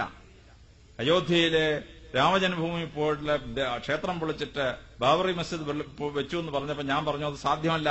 ഇസ്ലാമിന്റെ നിയമത്തിൽ മറ്റൊരു മനുഷ്യന്റെ കണ്ണീര് വീണ സ്ഥലത്ത് മോസ്ക് പണിയാൻ ഒക്കെയല്ല. അതുകൊണ്ട് തന്നെ രാമജന്മഭൂമിയിൽ അല്ല മോസ്ക് നിൽക്കുന്നതെന്ന് ഞാൻ പറഞ്ഞു. കാരണം ഈ മോസ്ക് പൊളിച്ചിട്ട് ആ ക്രിസ്ത്യൻ സ്ത്രീക്ക് വീട് വീണ്ടും വെച്ചു കൊടുത്തു. ആ വീട് വെച്ചുകൊടുത്ത മുസ്ലിം സ്ത്രീയുടെ കൊച്ചുമോന്റെ മോനായിട്ട് വരും സദാം ഹുസൈന്റെ പ്രധാനമന്ത്രിയായിരുന്ന താരിഖ് അസീസ്. അദ്ദേഹം ഓർത്തഡോക്സുകാരനായ ക്രിസ്ത്യാനിയാണ്. ആ താരിഖ് അസീസിന്റെ മുതുമുത്തശ്ശിയുടെ വീടാണ് പൊളിച്ചിട്ട് മോസ്ക് വെച്ചത്. ആ മോസ്ക് പൊളിച്ചിട്ട് വീണ്ടും താരിഖ് അസീസിന്റെ ആളുകൾക്ക് ആ വീട് തിരിച്ചു വെച്ചു കൊടുത്തു. ഇസ്ലാമിന്റെ ഈ വലിയ സങ്കല്പം പ്രവാചകന്റെ ഒരു വാക്കിൽ നിന്ന്, ഒരു സെന്റൻസിൽ നിന്ന് ഹറൂൺ അൽ റഷീദ് കോട്ട് ചെയ്തിട്ടാണ് ആ സംഗതി ചെയ്യുന്നത്. മാനവികത എന്ന് പറയുന്ന എല്ലാവർക്കും വിശ്വസിക്കാനും പ്രാർത്ഥിക്കാനും ജീവിക്കാനും അവകാശമുണ്ടെന്ന്, മനുഷ്യൻ മനുഷ്യനെ മനുഷ്യനായി കാണണമെന്നുമുള്ള ആ വലിയ കൺസെപ്റ്റ് പ്രവാചകന്റെ നാവിൽ നിന്ന് ഉത്ഭവിച്ച അത്ഭുതകരമായ സങ്കല്പമാണ്. പ്രവാചകന്റെ ജീവിതകഥ വായിച്ചപ്പോൾ എന്നെ അത്ഭുതപ്പെടുത്തിയ ഒരു സംഭവം ഉണ്ടായിരുന്നു. ഒരു മോസ്കിനകത്തിരുന്ന ക്രിസ്ത്യൻ ലീഡേഴ്സും പ്രവാചകനുമായി സംസാരിച്ചുകൊണ്ടിരിക്കുക. അവിടെയാണ് പ്രാർത്ഥിക്കാനായി വാങ്ങി വിളിച്ചു. ഉടനെ ക്രിസ്ത്യാനികൾ അപ്പോളജൈസ് ചെയ്തു, ക്ഷമിക്കണം, ഞങ്ങൾ ഉടനെ പോവുകയാണ്. പ്രവാചകൻ പറഞ്ഞു, വേണ്ട, ഞാൻ മക്കയിൽ നോക്ക് പ്രാർത്ഥിക്കാൻ പോവാണ്, നിങ്ങൾ നിങ്ങളുടെ സൈഡിലോട്ട് തിരിഞ്ഞ് പ്രാർത്ഥിച്ചാളാൻ പറഞ്ഞു. ഇതേ സ്ഥലത്ത് നിന്ന് പ്രാർത്ഥിച്ചാളാൻ പറഞ്ഞു. മോസ്കിനകത്ത് വെച്ച് പ്രാർത്ഥിക്കാൻ ക്രിസ്ത്യാനികളെ അനുവദിച്ച ശേഷം ഒരേ സ്ഥലത്തിരുന്ന് പ്രവാചകനും ക്രിസ്ത്യൻ ലീഡേഴ്സും പ്രാർത്ഥിച്ചു എന്നത് ജീവിതത്തിൽ വായിച്ചപ്പോൾ ഞാൻ അമ്പരന്നുപോയി. കാരണം ഒരു പ്രാർത്ഥനാ സ്ഥലം അള്ളാഹു ലോകത്തിന് കൊടുത്ത സ്ഥലമാണ്. അത് മുസ്ലിങ്ങൾക്ക് സ്വന്തം വകയായിട്ടുള്ളതൊന്നുമല്ല. നിങ്ങളും പ്രാർത്ഥിച്ചോ, ഞങ്ങളും പ്രാർത്ഥിക്കാം. പ്രാർത്ഥനയ്ക്ക് പ്രത്യേക സ്ഥലമൊന്നും വേണ്ട. അവിടെ വളരെ ശ്രദ്ധേയമായ ഒരു പാഠം അദ്ദേഹം ലോകത്തിന് പഠിപ്പിക്കുകയാണ്, വിശ്വമാനവികതയുടെ പാഠം. ആ വിശ്വമാനവികതയുടെ പാഠം വലിയ രീതിയിൽ ഇസ്ലാം ലോകത്ത് പ്രാക്ടീസ് ചെയ്യും. കുരിശുയുദ്ധം നടക്കുകയാണ്. ക്രിസ്ത്യാനികൾ യൂറോപ്പിൽ നിന്ന് വന്ന് മുസ്ലിങ്ങളുടെ കയ്യിൽ നിന്ന് പാലസ്തീന നാട് തിരിച്ചു പിടിക്കാൻ യുദ്ധം നടക്കുകയാണ്. ആ യുദ്ധത്തിൽ ഇസ്ലാമിക സൈന്യം ജയിച്ചു നിൽക്കുന്ന ഒരു സാഹചര്യം. അപ്പോൾ റിച്ചാർഡ് ദ ലയൺ ഹാർട്ടന് പനി പിടിച്ചു എന്ന് റിപ്പോർട്ട് കിട്ടി. പനി പിടിച്ചെന്ന് തന്നെയല്ല, യുദ്ധം നയിക്കാൻ അദ്ദേഹം അയോഗ്യനാണ് എന്ന് സലാദിൻ എന്ന് പറയുന്ന മുസ്ലിം ലീഡറിന് അറിവ് കിട്ടി. അദ്ദേഹം പറഞ്ഞു, യുദ്ധം നിർത്താൻ പറഞ്ഞു. അത് യുദ്ധം നിർത്തി. റിച്ചാർഡ് ദ ലയൺ ഹാർട്ടന് പനി സുഖമാക്കാനുള്ള മരുന്നും അദ്ദേഹത്തിന് ആവശ്യമുള്ള ഐസ് കട്ടയും അദ്ദേഹം എത്തിച്ചു കൊടുത്തു. റിച്ചാർഡ് ദ ലയൺ ഹാർട്ടന് പനി സുഖമായ ശേഷമാണ് യുദ്ധം പുനരാരംഭിച്ചത്. വേറെ ഏതെങ്കിലും കമ്മ്യൂണിറ്റി ആയിരുന്നെങ്കിൽ, ശത്രു നേതാവിന് പനി പിടിച്ചു, എന്നാൽ ഇത് തന്നെ യുദ്ധം ജയിക്കാനുള്ള ബെസ്റ്റ് സ്ഥലം. ഓൾറെഡി ഇസ്ലാമിക സൈന്യം ജയിച്ചു നിൽക്കുവാണ്. ജയിച്ചു നിൽക്കുന്ന സമയത്താണ് അദ്ദേഹം യുദ്ധം സ്റ്റോപ്പ് ചെയ്തത്. അപ്പോൾ യുദ്ധത്തിൽ പോലും ശത്രുവിനെ വകവരുത്തുവാനുള്ള അവസരം കിട്ടുന്ന അവസരത്തിൽ അതിന് പകരം ശത്രു ലീഡർക്ക് അസുഖമായപ്പോൾ സുഖമാകാനുള്ള അവസരം മാത്രമല്ല, സുഖപ്പെടാനുള്ള മരുന്നും കൂടി അയച്ചു കൊടുത്ത ശേഷം ആ യുദ്ധം മുന്നോട്ട് കൊണ്ടുപോയി എന്നുള്ളതാണ് സലാഡിൻ ചെയ്ത അത്ഭുതകരമായ സംഭവം. ഒരു കമ്മ്യൂണിറ്റിയെ, മുസ്ലാമിക കമ്മ്യൂണിറ്റിയെ പാലസ്തീന നാട്ടിൽ നിന്ന് ഇല്ലാതാക്കി ക്രിസ്ത്യൻ സാമ്രാജ്യം സ്ഥാപിക്കാൻ വേണ്ടിയാണ് റിച്ചാർഡ് ദ ലയൺ ഹാർട്ടഡ് യൂറോപ്പിൽ നിന്ന് വന്നിരിക്കുന്നത്. 4000-5000 കിലോമീറ്റർ യാത്ര ചെയ്ത് വന്നിരിക്കുകയാണ്. ആ വന്ന മനുഷ്യൻ പാലസ്തീന നാട്ടിൽ രക്തം വിതച്ച് യുദ്ധം നടന്നുകൊണ്ടിരിക്കുന്ന അവസരത്തിലാണ് സലാഡിൻ ഈ അത്ഭുതകരമായ മാനവികത കാണിക്കുന്നത്. എവിടുന്ന് കിട്ടി സലാഡിന് ഈ മാനവികത? അത് പ്രവാചകനിൽ നിന്ന് വന്നിട്ടുള്ളതാണ്. കാര്യം പ്രവാചകൻ ലോകത്തിനെ പഠിപ്പിച്ച അത്ഭുതകരമായ പാഠമാണ് ഹ്യൂമനിസം, മനുഷ്യത്വം. അല്ല 948 ആകാശത്ത് നിന്ന് മനുഷ്യാവകാശം പൊട്ടി വീണെന്നൊക്കെ പ്രസംഗിച്ചിങ്ങനെ കേൾക്കുമ്പോൾ ചിരിക്കാനല്ലാതെ എന്താ പറ്റുക? അപ്പോൾ വിശ്വമാനവികതയുടെ വലിയ പാഠം ലോകത്തിന് കൊടുത്തത് പരിശുദ്ധ പ്രവാചകൻ ചെയ്ത അത്ഭുതകരമായ ഒരു സംഭാവനയാണ് എന്ന് ചരിത്രത്തിന്റെ താളുകളിൽ നമ്മൾ മനസ്സിലാക്കേണ്ടതായിട്ടുണ്ട്. ഏകദൈവ വിശ്വാസം എന്ന് പറയുന്ന സംഭവം ക്രിസ്തുവിന് 1300 വർഷങ്ങൾക്ക് മുമ്പ് അഖനാത്തോൺ എന്ന് പറയുന്ന ഒരു ഈജിപ്ഷ്യൻ ഫറോ രാജാവാണ് ഈ ഏകദൈവ വിശ്വാസം അവതരിപ്പിച്ചത് എന്നാണ് പറയുന്നത്. അദ്ദേഹത്തിൽ നിന്ന് അത് ലോകം മുഴുവൻ സ്പ്രെഡ് ചെയ്തെന്ന് ചരിത്രകാരന്മാരിൽ പലരുടെയും അഭിപ്രായം. ഈവൻ മോശയ്ക്ക് പോലും ഏകദൈവവാദത്തിന്റെ തിരി കിട്ടിയത് അവിടെ നിന്നാണ് എന്ന് വാദിക്കുന്ന ചില ചരിത്രകാരന്മാരുണ്ട്. ക്രിസ്ത്യാനികളും യഹൂദന്മാരും സമ്മതിക്കാൻ പോകുന്നില്ല. എങ്കിലും ആ വലിയ വാദഗതി നിൽക്കുകയാണ്. എല്ലാ മതങ്ങളിലും ഈ കൺസെപ്റ്റ് ഉണ്ടായിരുന്നു. ഹിന്ദുമതത്തിൽ ഏകം സദ്ബ്രഹ്മം വിപ്ര ബഹുദ വദന്തി എന്ന് പറഞ്ഞ് ആ ഏകദൈവത്തിന്റെ സങ്കല്പം അവർക്കുണ്ടായിരുന്നു. ക്രിസ്തുമതത്തിന് ഏകദൈവ സങ്കല്പം ഉണ്ടായിരുന്നു. പക്ഷേ ഈ ഏകദൈവ സങ്കല്പ വിശ്വാസത്തിൽ നിന്ന് അകന്നു പോകുന്ന ഒരു പാരമ്പര്യം എല്ലാ മതങ്ങൾക്കും ഉണ്ടായി. ഹിന്ദുമതത്തിന് 33 കോടി ദൈവങ്ങളുടെ വിശ്വാസമുണ്ടായി. ക്രിസ്തുമതം തൃത്വം എന്നൊരു സങ്കല്പത്തിലൂടെ ഈ ഏകദൈവ വിശ്വാസത്തിന് ഡയല്യൂഷൻ ഉണ്ടാക്കി. ബുദ്ധമതം, ബുദ്ധഭഗവാൻ ദൈവത്തെപ്പറ്റി വറിയേ പോലും ചെയ്തെന്ന് പറഞ്ഞ ആളാണ്. ബുദ്ധഭഗവാനോട് ചോദിച്ചു, ദൈവം ഉണ്ടോ എന്നങ്ങ് വിശ്വസിക്കുന്നുണ്ടോ? അദ്ദേഹം പറഞ്ഞു, അതിനെപ്പറ്റി പറയേണ്ട, നിങ്ങൾ നല്ല മനുഷ്യരായി ജീവിക്കുക. സ്വർഗം ഉണ്ടെങ്കിൽ നിങ്ങൾക്കത് കിട്ടും. ദൈവം ഉണ്ടെങ്കിൽ ആ ദൈവം നിങ്ങൾക്ക് നന്മ ചെയ്യും ഇഹലോക ജീവിതത്തിന് ശേഷം. നിങ്ങൾ തിന്മ ചെയ്താൽ നിങ്ങൾക്ക് ഇഹലോക ജീവിതം ദുരിതപൂർണ്ണമായിരിക്കുകയും ചെയ്യും. ഈശ്വരനുണ്ടെങ്കിൽ ഇഹലോകത്തിന് ശേഷം തനിക്ക് നരകം എന്ന് പറഞ്ഞ സാധനം കിട്ടുകയും ചെയ്യും. അതുകൊണ്ട് നിങ്ങൾ നല്ല മനുഷ്യരായി ജീവിക്കുക. ഒരർത്ഥത്തിൽ ബുദ്ധഭഗവാൻ സംസാരിച്ച അഗ്നോസ്റ്റിസമാണ്. അപ്പൊ ദൈവത്തെപ്പറ്റി വറി ചെയ്യേണ്ടെന്ന് പോലും പറഞ്ഞ ബുദ്ധഭഗവാനെ അവസാനം പിടിച്ച് ദൈവമാക്കി. മഹായാന പ്രസ്ഥാനം ഉണ്ടാക്കി. നാഗാർജുനനും എല്ലാം കൂടെ കൂടി ഈ ദൈവത്തെപ്പറ്റി വറി ചെയ്യേണ്ടെന്ന് പറഞ്ഞ ബുദ്ധഭഗവാനെ പിടിച്ച് ദൈവമാക്കി മാറ്റി. യേശുക്രിസ്തുവിനെ ദൈവപുത്രൻ എന്നാക്കി മാറ്റി.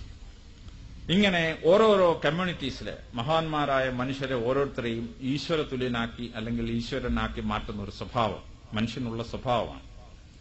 പ്രവാചകൻ അതിശക്തമായി ഇതിനെ നേരിട്ടു തന്നെയല്ല, ഈ മൊണോതെയിസം എന്ന് പറയുന്ന ഏകദൈവ വിശ്വാസം ലോകത്തിലേക്ക് ശക്തമായി തിരിച്ചു കൊണ്ടുവന്നത് പ്രവാചകന്റെ ഏറ്റവും വലിയ സങ്കല്പമാണ്. ഈശ്വര സങ്കല്പത്തെ പറ്റിയുള്ള ഏറ്റവും വലിയ സംഭാവനയാണ് എന്നാണ് മഗ്രോ ഹിൽ കമ്പനി നിരവധി ചരിത്രകാരന്മാരെ ഉദ്ധരിച്ചുകൊണ്ട് പറയുന്നു.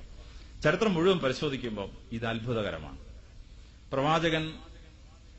താൻ പ്രവാചകൻ മാത്രമാണ്. I am only a messenger, nobody can be God or son of God or whatever it is എന്ന് പറഞ്ഞ് ഒരിക്കലും ആ പ്രവാചകത്തിന് അപ്പുറത്തായ ഒരു സ്ഥാനം വഹിക്കാതെ, അതിനപ്പുറത്തായ ഒരു സ്ഥാനം ആർക്കും നൽകാതെ ഈ ഏകദൈവ വിശ്വാസം ലോകത്തിലേക്ക് ശക്തമായി തിരിച്ചു കൊണ്ടുവന്നത് അദ്ദേഹമാണ് എന്നുള്ളതാണ്. ചരിത്രകാരന്മാർ പറയുന്നു, ക്രിസ്തുവിന് 1300 വർഷങ്ങൾക്ക് മുമ്പ് അക്കനാത്തോൺ തുടങ്ങിവെക്കുകയും പിന്നീട് 2000 വർഷം കൊണ്ട് എതിർദിശയിലേക്ക് പോയിക്കൊണ്ടിരുന്ന ആ വിശ്വാസത്തെ AD 7-ാം നൂറ്റാണ്ടിൽ 2000 വർഷങ്ങൾക്ക് ശേഷം തിരിച്ച് ട്രാക്കിൽ കൊണ്ടുവന്നത് പ്രവാചകൻ ലോകത്തിന് ചെയ്ത തിയോളജിയിലും ഫിലോസഫിയിലും ചെയ്ത അത്ഭുതകരമായ സംഭാവനയാണ് എന്നുള്ളതാണ്. അപ്പൊ ഈ ഗോഡ് കൺസെപ്റ്റ് ആൻഡ് മോണോതെയിസത്തിൽ അദ്ദേഹം ചെയ്ത സംഭാവന അതുല്യം എന്നാണ് ചരിത്രകാരന്മാരും മതപണ്ഡിതന്മാരും അനലൈസ് ചെയ്ത ശേഷം പറയുന്നു. അതിന്റെ അഡ്വാൻറ്റേജ് ആൻഡ് ഡിസഡ്വാൻറ്റേജിനെ പറ്റി ഞാൻ സംസാരിക്കുന്നില്ല. പക്ഷെ ചരിത്രപരമായ ഇതിൽ നോക്കുമ്പോൾ അദ്ദേഹം അത്ഭുതകരമായ ഒരു റെവല്യൂഷൻ ചെയ്തു എന്നുള്ളതാണ്. സമീപിക്കാൻ വേണ്ടി മനുഷ്യൻ ലോകാരംഭം മുഴുവൻ ആഗ്രഹിച്ചിരുന്നു.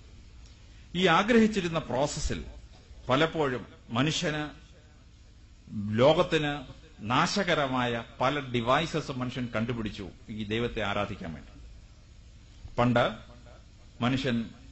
മനുഷ്യനെ ബലി കൊടുത്താണ് ദൈവത്തെ സന്തോഷിപ്പിച്ചത്. ഇബ്രാഹിം നബി സ്വന്തം മകനെ ബലി കൊടുക്കാൻ കൊണ്ടുപോയ സംഭവം നിങ്ങളെല്ലാവർക്കും അറിയാവുന്ന സംഭവമാണ്. He thought that God ordered his son to be given as sacrifice. പക്ഷെ ലോകത്തെങ്ങുമുള്ള സമൂഹം പണ്ടിത് ചെയ്തിരുന്നു. മനുഷ്യനെ ജീവനോട് ബലി കൊടുക്കും. അമേരിക്കയിലെ റെഡ് ഇന്ത്യക്കാര് അവരുടെ ദേവാലയങ്ങൾ സ്ഥാപിച്ച അവസരത്തിൽ ഏറ്റവും ആരോഗ്യമുള്ള മനുഷ്യനെ പിടിച്ചുകൊണ്ടുവന്ന് നെഞ്ച് പിളർന്ന ചങ്കും കരളും കൂടെ എടുത്ത് ദൈവത്തിന് കൊടുക്കുമായിരുന്നു. മെക്സിക്കോയിലെ ഏറ്റവും വലിയ പിരമിഡ് ടെമ്പിൾ അവർ പണിഞ്ഞപ്പോൾ 20,000 പേര് 20,000 people were sacrificed. Their heart and liver were plucked out and given to God. ദൈവത്തിന് ഇഷ്ടപ്പെടണമെങ്കിൽ മനുഷ്യന്റെ ചങ്കും കൂമ്പും എടുത്ത് കൊടുക്കണം. ഇത് അടുത്ത സ്റ്റേജ് വന്നപ്പോഴേക്ക് മനുഷ്യനെ ബലി കൊടുക്കണ്ട, പകരം മൃഗത്തെ ബലി കൊടുക്കണം എന്നൊരു സിസ്റ്റത്തിലേക്ക് വന്നു. യഹൂദന്മാര് മൃഗങ്ങളെ ബലി കൊടുത്തിട്ട് ദൈവത്തെ സന്തോഷിപ്പിക്കാൻ തുടങ്ങി. ഇന്ത്യയില് മൃഗങ്ങളെ ബലി കൊടുത്തിട്ട് ദൈവത്തെ സന്തോഷിപ്പിക്കാൻ തുടങ്ങി. അതിനകത്ത് ഒരു കവാലിക വർഗം എന്നൊരു വർഗം മനുഷ്യനെ തന്നെ കൊടുക്കണമെന്ന് വിശ്വസിച്ചിരുന്നു. ശങ്കരാചാര്യരുടെ കാലത്തും കവാലി വർഗം ശങ്കരാചാര്യരുടെ തലയ്ക്ക് വേണ്ടി വന്നിട്ട് അദ്ദേഹം തല കൊടുക്കാൻ കൊണ്ടുപോയതും നരസിംഹാവതാരത്തിലൂടെ ദൈവം അദ്ദേഹത്തെ രക്ഷിച്ച ചരിത്രം ശങ്കര ദിഗ്വിജയത്തിൽ നമ്മൾ വായിക്കുകയാണ്. അവ ഇങ്ങനെ രക്തമൊഴുക്കി blood was the medium by which God could be satisfied, whether human blood or animal blood. ഇന്ത്യയിൽ ബുദ്ധഭഗവാനാണ് അജാതശത്രു ആടിനെ ബലികൊടുക്കാൻ തുടങ്ങിയപ്പോൾ തടയുകയും അങ്ങനെ sacrifice with blood was blocked and brought to a new stage. അത് കഴിഞ്ഞപ്പോൾ പിന്നെന്തുണ്ടായി? Something else has to be offered. അപ്പോൾ അപ്പവും വീഞ്ഞും കൊണ്ട് ബലി കൊടുക്കുക, അല്ലെങ്കിൽ ആദ്യത്തെ വിളവ് കൊണ്ട് ബലി കൊടുക്കുക, ഇങ്ങനെ ഒരു സിസ്റ്റം ഉണ്ടായി. ഈ സിസ്റ്റം ഇങ്ങനെ വരുന്ന അവസരത്തിലാണ് ദർ വാണ്ടഡ് എ റവല്യൂഷൻ. ആ റവല്യൂഷൻ കൊണ്ടുവന്നത് പ്രോഫറ്റ് മുഹമ്മദാണ്. പരിശുദ്ധ പ്രവാചകൻ എന്ത് ചെയ്തു? മനുഷ്യനെ കൊന്ന് ബലി കൊടുക്കണ്ട, മൃഗങ്ങളെ കൊന്ന് ബലി കൊടുക്കണ്ട, ബലി ദൈവത്തെ സമീപിക്കുന്നതിന് വേണ്ടി വളരെ കോസ്റ്റ്ലി ഐറ്റംസ് ഉപയോഗിച്ച് ദൈവത്തെ ബലി കൊടുക്കേണ്ട. കർണാടകത്തിലെ ജൈനമതക്കാര് 12 കൊല്ലം കൂടുമ്പോ ഹസ്താഭിഷേകം എന്നൊരു സാധനം നടത്തും. 65 അടി പൊക്കമുള്ള ശ്രാവണ ബലോഗോളായിലെ വലിയ വിഗ്രഹത്തിന്റെ തലയിലൂടെ 5000 ടൺ എണ്ണ, 5000 ടൺ പാല്, 5000 ടൺ ചന്ദനത്തൈലം ഇങ്ങനെയൊക്കെ കോരി ഒഴിച്ച് ഇത് ഈ 65 അടി പൊക്കമുള്ള ദേവന്റെ തലയിൽ കൂടി ഇങ്ങനെ ഒഴുകി ഒരു ആറിൽ വന്ന് ചേരുകയാണ്. Millions and millions of rupees wasted on the head of the god to please god. ആ മില്യൺസ് ഓഫ് റുപ്പീസ് ഉപയോഗിച്ചിരുന്നുവെങ്കിൽ ആയിരക്കണക്കിന് ആളുകളുടെ പട്ടിണി മാറ്റാമായിരുന്നു. I am not ridiculing any religion. ഇങ്ങനെ ഉണ്ടായിരുന്ന ഒരു മീഡിയത്തിൽ നിന്ന് പ്രവാചകൻ he simplified the rituals. McGraw Hill company പറയുന്നു that revolution was something splendid. ദൈവത്തെ ആരാധിക്കാൻ വേണ്ടി തലച്ചുമുടും കൊണ്ട് സാധനവും കൊണ്ട് ദേവാലയത്തിൽ പോണ്ട, ദൈവത്തെ ആരാധിക്കാൻ വേണ്ടി മനുഷ്യൻ ബലി കൊടുക്കണ്ട, ദൈവത്തെ ആരാധിക്കാൻ വേണ്ടി രക്തം ഒഴുക്കണ്ട, ദൈവത്തെ ആരാധിക്കാൻ വേണ്ടി ദൈവത്തിന് തലയിൽ കൂടെ ചന്ദനത്തൈലം പാലും കോരി ഒഴിക്കണ്ട. ഏത് ദേവാലയത്തിലും ഇനി ദേവാലയം ഒന്നും വേണ്ട, ട്രെയിനിൽ ട്രെയിൻ പോയിക്കൊണ്ടിരിക്കുന്ന അവസരത്തിലാണ് വാങ്ങുവിളി കേട്ടാൽ ഒരു തോർത്തങ്ങോട്ട് വിരിക്കുക, ഇമ്മീഡിയറ്റ്ലി ഒരു മുസ്ലിം പ്രാർത്ഥിക്കുന്നതായിട്ട് നമ്മൾ പലതവണ ട്രെയിനിൽ കണ്ടിട്ടുണ്ട്. No qualms, very simple. പ്രവാചകൻ ഉണ്ടാക്കിയ revolution in rituals was something fantastic. McGraw Hill company മാത്രമല്ല, ലോകത്തിലെ മതങ്ങളെപ്പറ്റി പഠിച്ചിട്ടുള്ളവർ മുഴുവൻ പറയുന്നു ദൈവത്തെ ആരാധിക്കാൻ വേണ്ടി ഇത്ര സിംപ്ലിഫൈഡ് ഫോം കണ്ടുപിടിച്ചത് പ്രവാചകൻ ലോകത്തിന് ചെയ്ത അത്ഭുതകരമായ സംഭാവനകളാണ്. അതിന്റെ മറ്റൊരു സിംപ്ലിഫിക്കേഷൻ പ്രോസസ്സായിരുന്നു ഗുരു നാനാക്ക് ചെയ്തത്. ഒരു കണ്ണാടി വെക്കുക, ആ കണ്ണാടിയിൽ നോക്കി പ്രാർത്ഥിക്കുക. കേരളത്തിലെ മഹാനായ ശ്രീനാരായണ ഗുരുദേവൻ കണ്ണാടി പ്രതിഷ്ഠ നടത്തിയ ഒരു ക്ഷേത്രത്തിൽ ദൈവത്തെ ആരാധിക്കാൻ വേണ്ടി കണ്ണാടിയിൽ നോക്കി പ്രാർത്ഥിച്ചോളാം. It's another what Guru Nanak and Sreenarayana Gurudevan did is another form of simplification.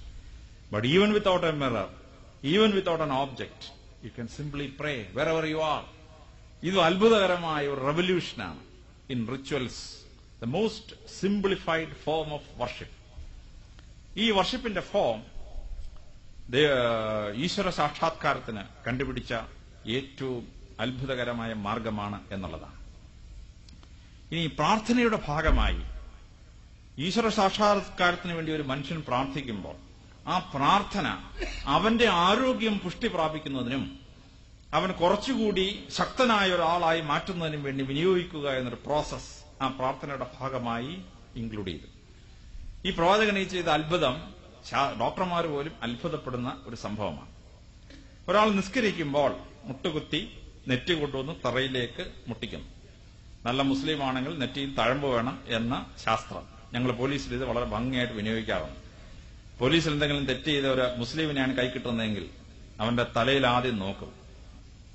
തഴമ്പുള്ള മുസ്ലിം ആണെങ്കിൽ വളരെ എളുപ്പമാണ് കേസ് തെളിയിക്കാൻ. പരിശുദ്ധ ഖുർആൻ കൊണ്ടുവന്നിട്ട് ഇതിൽ തൊട്ട് നീ പറയാമോ നീ തെറ്റ് ചെയ്തില്ല എന്ന്. നിരപരാധിയാണെങ്കിൽ പറയും അതിൽ തൊട്ടാൻ പറയും ഞാൻ ഇത് ചെയ്തിട്ടില്ല എന്ന്. പിന്നെ കേസ് അന്വേഷിക്കേണ്ട, ഹീസ് ഇന്നസെന്റ്. പക്ഷേ അഥവാ കുറ്റവാളിയാണെങ്കിൽ പരിശുദ്ധ ഖുർആനെ തൊട്ട് കഴിഞ്ഞാൽ തഴമ്പുള്ള മുസ്ലിമാണ്, അവൻ ഉള്ള കാര്യം ഏറ്റു പറയും. കേസന്വേഷണം വളരെ സിമ്പിളാണ്. ഈ മുസ്ലിമിനെ കൈ കിട്ടിയാൽ, ഈ തഴമ്പുള്ള മുസ്ലിമിനെ കൈ കിട്ടിയാൽ.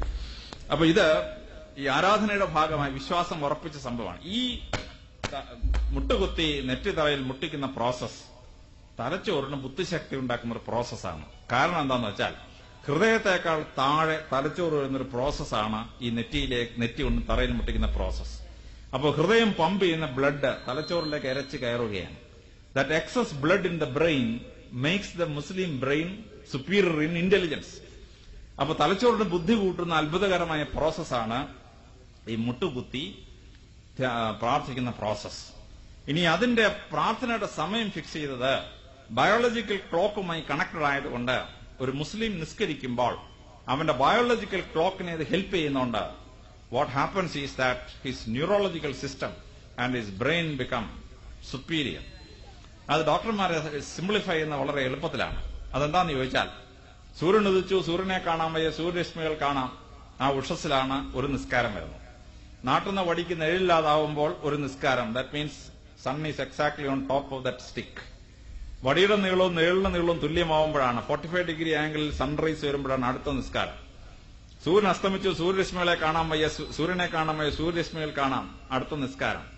So the entire timing of the prayer is according to the movements of sun and the moon. അപ്പൊ ആ മനുഷ്യന്റെ ബയോളജിക്കൽ ക്ലോക്കും സൂര്യചന്ദ്രന്മാരുടെ നീക്കവും തമ്മിൽ കണക്റ്റഡ് ആണ്.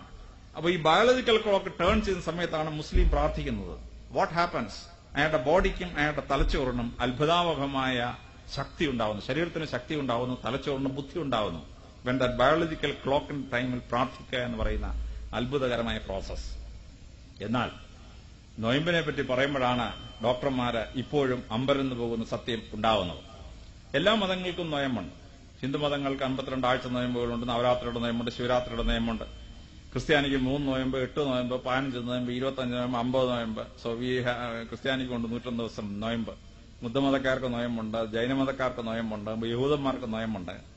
പക്ഷെ ഈ നൊയമ്പുകളിൽ വെച്ച് ഏറ്റവും ശ്രേഷ്ഠം മുസ്ലിങ്ങൾ നോക്കുന്ന റംസാൻ നൊയമ്പാണ്. ഈ റംസാൻ നൊയമ്പിനെ പറ്റി അമേരിക്കൻ ഡോക്ടർമാര് വിശദമായി പഠിച്ചപ്പോഴാണ് അതിന്റെ സാരാംശം മനസ്സിലായത്. അതെന്താണെന്ന് ചോദിച്ചാൽ, 11.5 മണിക്കൂർ ഒരു മനുഷ്യൻ 100% വയറ്റിലേക്ക് ഒന്നും കൊടുക്കാതിരുന്നാൽ, 100% അവൻ ഉപവസിച്ചാൽ കുടലിന്റെ പെരിറ്റോണിയം പൊട്ടും. കുടലിന്റെ പെരിറ്റോണിയം പൊട്ടി ബോഡിയുടെ ഇമ്മ്യൂൺ സിസ്റ്റത്തെ പ്രൊട്ടക്ട് ചെയ്യുന്ന ഒരു എൻസൈം കുടലിലേക്ക് ഊർന്നിറക്കും. അത് കുടൽ അങ്ങോട്ട് വലിച്ചെടുത്ത് കഴിഞ്ഞാൽ ശരീരത്തിന് 10 times ഇമ്മ്യൂണോളജിക്കൽ കപ്പാസിറ്റി വർദ്ധിക്കുകയാണ്. 11 മണിക്കൂർ പട്ടിണിയിരിക്കുന്നത്, 100% പട്ടിണിയിരിക്കുന്നത്. അതിനിടയ്ക്ക് ഒരു നാരകാലം കുടിച്ചാൽ പോയി, the effect is gone. If something is given, intestine will not behave like this. അപ്പൊ 11.5 മണിക്കൂർ കണ്ടിന്യൂസ് ആയി കംപ്ലീറ്റ് ആയി ആഹാരം വർജിച്ചാൽ, or even anything with calorie content ഉപേക്ഷിച്ചാൽ, അവന്റെ കുടലിന്റെ പെരിറ്റോണിയം പൊട്ടി കുടലിലേക്ക് ഒരു എൻസൈം ഊർന്നിറങ്ങുകയും ആ എൻസൈം കുടൽ വലിച്ചെടുത്ത് കഴിഞ്ഞാൽ 10 times ആണ് ശരീരത്തിനും മനസ്സിനും ആരോഗ്യം കിട്ടുന്നത്. അമേരിക്കൻ ശാസ്ത്രജ്ഞന്മാർ 12 കൊല്ലം ഇത് കണ്ടുപിടിച്ചപ്പോൾ അവർ അമ്പരന്ന് പോയി. 1400 കൊല്ലത്തിന് മുമ്പ് ഹയർ എഡ്യൂക്കേഷൻ പോകാതിരുന്നൊരു പ്രവാചകൻ ഇത്ര ഭയങ്കര ഒരു മെഡിക്കൽ പ്രിൻസിപ്പിൾ കണ്ടുപിടിച്ചു എന്ന് പറയുന്നത് ശാസ്ത്രജ്ഞന്മാർക്ക് മനസ്സിലാക്കാൻ അപ്രാപ്യമായ ഒരു സംഭവമാണ്. അതുകൊണ്ട് ആഴമായ ശരീരശക്തിയോടുകൂടിയും അത്ഭുതാവഹമായ മാനസിക ശക്തിയോടുകൂടിയാണ്. കാരണം he gets his will power. ആ മനക്കരുത്താണ് 12 മണിക്കൂർ ആഹാരം വർജിക്കാനുള്ള മനക്കരുത്ത്. അതിന് നെറ്റ് റിസൾട്ട് എന്ന് പറയുന്നത് ശരീരത്തിനും മനസ്സിനും ശക്തി, ആരോഗ്യം വർദ്ധിക്കുന്നു എന്നുള്ളതോടൊപ്പം the auto immunological system of the body gets very strong. ഈ ഓട്ടോ ഇമ്മ്യൂണോളജിക്കൽ സിസ്റ്റം സ്ട്രോങ് ആയി കഴിഞ്ഞാൽ തളർവാദം ഉൾപ്പെടെയുള്ള നിരവധി രോഗങ്ങൾ ആ വ്യക്തിക്ക് വരാതിരിക്കാനുള്ള ഏറ്റവും വലിയ പ്രിവെന്റീവ് മെഡിസിനാണ് ഈ റംസാൻ നൊയമ്പ് എന്ന് പറയുന്നത്. അറബി ദേശത്ത് കൊയ്ത്തെല്ലാം കഴിഞ്ഞ് ധാന്യപ്പുരകൾ നിറഞ്ഞിരിക്കുന്ന സമയത്താണ് ഈ നൊയമ്പിന്റെ കാലം വരുന്നത്. വേറെ എല്ലാ സ്ഥലത്തും നൊയമ്പ് വരുന്നത് ധാന്യക്കലവറകൾ മിക്കവാറും എംറ്റി ആവുന്ന കാലത്താണ് നൊയമ്പ് വരുന്നത്. കർക്കിടകത്തിൽ പണ്ട് നൊയമ്പുണ്ടായിരുന്നു. കാര്യം മഞ്ഞക്കടകത്തിൽ തിന്നാനൊന്നുമില്ല, അവൻ പട്ടിണിയായി പോകും. പശ്ചാത്തലദേശത്ത് നൊയമ്പ് വരുന്നത് when almost the entire storage of their food item is exhausted after winter. January February winter അങ്ങോട്ട് കഴിഞ്ഞ് മാർച്ച് മാസം ആവുമ്പോഴത്തേന് ഓൾമോസ്റ്റ് ഓൾ ധാന്യപ്പുരകൾ എംറ്റി ആവും. ആ സമയത്താണ് ഏപ്രിൽ മാസത്തെ 50 നൊയമ്പ് വരുന്നത്. ബാക്കിയുള്ള എല്ലാ ജനങ്ങളും നൊയമ്പ് നോക്കുന്നത് ധാന്യപ്പുരായിൽ ഒന്നും ഇല്ലാതാവുന്ന കാലത്താണ്. പക്ഷെ മുസ്ലിങ്ങളുടെ നൊയമ്പ് നോക്കാൻ പ്രവാചകൻ പറഞ്ഞത് അറബി ദേശത്ത് കൊയ്ത്ത് കഴിഞ്ഞ് ധാന്യപ്പുരകൾ നിറയുന്ന സമയത്താണ്. Ask them with the full granaries full have hunger with you. പ്രവാചകൻ ആ നൊയമ്പ് ഈ ധാന്യക്കലവറകൾ നിറഞ്ഞു കിടന്ന കാലത്ത് ചെയ്യാൻ പറഞ്ഞത് അത്ഭുതാവഹമായ ഒരു പ്രൊസീജിയറാണ്. എങ്കിൽ മാത്രമേ ആ വിൽ പവർ കിട്ടുള്ളൂ. തിന്നാൻ ഇഷ്ടം പോലെ സാധനമുള്ളപ്പോ അത് തിന്നാതിരിക്കുക എന്ന് പറയുന്നത് വളരെ വളരെ മനക്കട്ടി ഉണ്ടാക്കുന്ന ഒരു സംഭവമാണ്. ഞാൻ പോലീസ് ഓഫീസർമാരുടെ മീറ്റിംഗ് കൂടുന്ന അവസരത്തിൽ ഞങ്ങളുടെ ആ മീറ്റിംഗിലുള്ളത് ഒരു 5 പേരോളം ഡയബറ്റിക്കാണ്. ഭയങ്കര ഡയബറ്റീസാണ്. ഒരു തരം മധുരവും കഴിക്കാൻ ഒക്കത്തില്ല. അതുകൊണ്ട് ചായ കൊണ്ടുവരുമ്പോൾ പോലും പഞ്ചസാര ഇല്ലാതാണ് കൊണ്ടുവരുന്നത്. പക്ഷെ ഞങ്ങളുടെ ഒരു അസിസ്റ്റന്റ് കമാൻഡിന് ഒരു രോഗം വന്നു. അതെന്താന്ന് വെച്ചാൽ അയാളുടെ ഷുഗർ അബ്സോർപ്ഷൻ വളരെ വളരെ ലോ ആണ്. ഓരോ 20 മിനിറ്റ് കൂടുമ്പോൾ ഓരോ ലഡ്ഡു തിന്നുകൊണ്ടിരുന്നില്ലെങ്കിൽ അയാൾ ചത്തുപോകും. Because you will die. കാര്യം അവൻ തിന്നുന്ന ഷുഗറിന്റെ 100% അവന്റെ ശരീരം അബ്സോർവ് ചെയ്യുള്ളൂ. വല്ലാത്ത രോഗമാണ്. അവ മീറ്റിംഗ് നടന്നുകൊണ്ടിരിക്കുമ്പോൾ ഒരു 15 മിനിറ്റ് കഴിയുമ്പോൾ പറയും ഒരെണ്ണം ഒരു ലഡ്ഡു, പിന്നെ ഒരു 15 മിനിറ്റ് കഴിയുമ്പോൾ ഒരു ലഡ്ഡു. 6 ഡയബറ്റീസുകാർ ചുറ്റുമിരിക്കും. അവന്മാർ പറഞ്ഞു, എഴുന്നേക്കടാ, നിനക്ക് വേറെ എവിടെയെങ്കിലും പോയി തിന്നു, ഞങ്ങൾ 6 ഡയബറ്റീസുകാരോടെ ഒന്നും കഴിക്കാനിരിക്കും, നീ ഇങ്ങനെ ഇരുന്ന് ലഡ്ഡു അടിച്ചാൽ.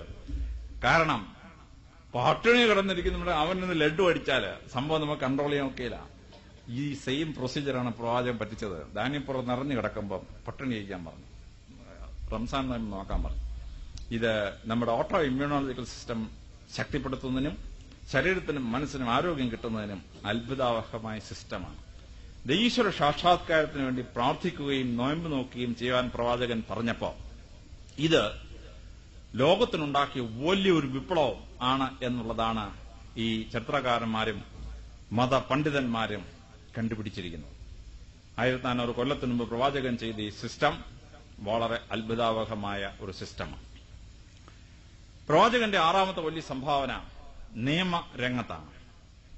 ഒരു നിയമം ഉണ്ടാക്കുക എന്ന് പറയുന്നത് വളരെ ബുദ്ധിമുട്ടുള്ള സംഭവമാണ്. കാരണം വരും നൂറ്റാണ്ടുകളിലെ മനുഷ്യൻ എങ്ങനെ ജീവിക്കുമെന്നും എങ്ങനെ ചിന്തിക്കുമെന്നും മുൻകൂട്ടി കണ്ടെങ്കിലേ സ്ഥായിയായ ഒരു നിയമം ഉണ്ടാക്കാൻ പറ്റുമോ. ഈ സ്ഥായിയായ നിയമം ഉണ്ടാക്കണമെങ്കിൽ ഫാർ സൈറ്റഡ്നെസ് വേണം, ദീർഘവീക്ഷണം വേണം.